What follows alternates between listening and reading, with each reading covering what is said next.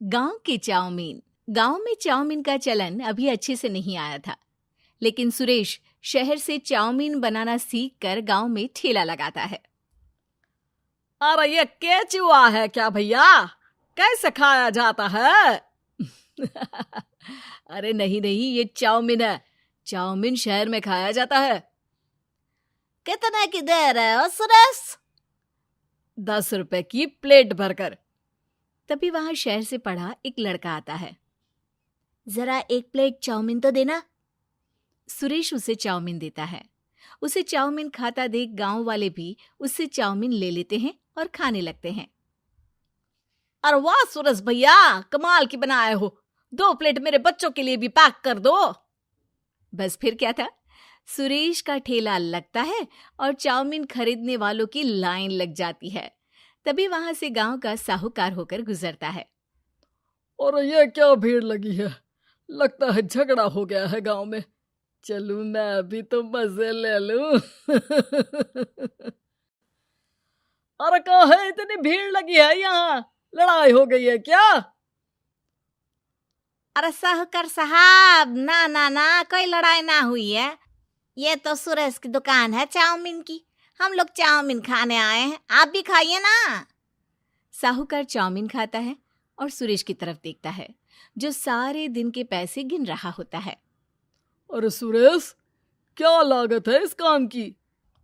अरे साहूकार जी, आप अब आए हैं तो ये पूरे 10,000 रुपए ले जाइए, जो पिछले साल शहर जाने से पहले आपसे लिए थे ना। लागत तो क्या कहे, जो आपने दिया था उसी में सीखा भी है और दुकान भी खोल ली। अरे पैसे इतने जल्दी क्या जरूरत थी? कैसे जरूरत नहीं थी साहूकार जी, इतना मोटा ब्याज कहाँ से भरते। साहूकार को अब सुरेश की दुकान को हड़पने की लालच आ जाती है। नाना करते ये सारे दिन में 500 रुपए कमा ही लेता है। अरे गांव में ये ऐसे ही कमाता रहा तो कहीं ब्याज का काम ना शुरू कर दे। अरे भैया, कोई ना कोई जुगाड़ तो करना पड़ेगा। अब साहूकार घर आ जाता है और अपनी बीवी को सारी बात बताता है। हाँ जी, ये तो मैंने भी सुना है कि सुरेश के हाथ की चाउमीन नहीं खाई तो कुछ नहीं खाया। अरे हाँ हाँ, सही ही कहते हैं। मैं अभी खा कर ही आ रहा हूँ। अरे भाग्यवान है, कितना अच्छा हो ना अगर वो पैसा हम लोगों को मिल जाए। क्यों? हैं? हाँ, वो तो है, लेकिन कैसे? हम लोगों को तो चाउमीन बनाना आता ही नहीं है। साहूकार और उसकी बीवी अब रोज चुपके से सुरेश के घर जाते हैं और खिड़की से उसे चाउमीन बनाते देखते। अब क्या था, दोनों को चाउमीन बनाना आ जाता है। फिर एक रोज, और सुरेंद्र, तुझे साहूकारनी ने बुलाया था। बोल रही थी कि बेटे के जन्मदिन में 10 किलो चाउमीन का ऑर्डर देना है। बना दोगे ना? अरे हाँ हाँ साहूकार जी, मैं जरूर बना दूंगा। कब देना है घर में 10 किलो चाउमीन? अरे वो तो तू घर आकर बता कर लेना, मैं नहीं बता पाऊंगा। ठीक है, शाम को काम निपटा कर आ जाता हूँ। सुरेश साहूकार के घर जाता है, लेकिन वहां मियाँ बीवी मिलकर उसे बंधक बना लेते हैं। अरे मुझे क्यों बांध रखा है? मुझे छोड़ दो। आज से तेरा ठेला मैं लगाऊंगा और बहुत सारे पैसे कमाऊंगा। साहूकार एक आदमी को सुरेश की निगरानी में लगा देता है और वहां से चला जाता है। अगले दिन, अरे साहूकार जी, आप कब से चाउमीन बेचने लगे और अपना ये सुरेश कहाँ गया? और वो तो शहर गया है। उसका कोई काम निकल आया था। बोल रहा था कि जब तक वो ना आए तब तक मैं ही उसके ठेले का काम कर दूं। पैसे भी तो बहुत उधार ले रखे थे उसने। लगता है कर्जा भरने के डर से भाग गया है। अरे पर वो तो बोल रहा था कि उसने सारा कर्जा उतार दिया है, और वो क्यों भागेगा? इतना तो कमा रहा था। अरे मुझे क्या पता। अरे चाउमीन खाना है तो बोलो, नहीं तो भागो यहाँ से। अरे हाँ हाँ, दे दो दे दो। अब तो चाउमीन खाना पूरे गांव के लोगों के लिए आदत ही बन गया है। ना खाओ तो नींद ना आए। हाँ हाँ, तो लो और निकालो 50 रुपए। 50 रुपए क्यों? सुरेंद्र तो 10 रुपए में देता था। अरे वो पागल था, मैं थोड़ी ना हूँ। गांव वाले, जिनको चाउमीन की लत लग गई थी, वो करते भी क्या? दे दो और ये लो 50 रुपए। लेकिन फिर साहूकार उन लोगों को प्लेट में थोड़ी सी चाउमीन रख देता है। अरे ये क्या, पैसे 5 गुना ज्यादा और चाउमीन बस इतनी सी। अरे साहूकार साहब, भगवान से तो डरो। बस फिर क्या था, साहूकार की मन मर्जी चलने लग जाती है और गांव वाले करते भी क्या।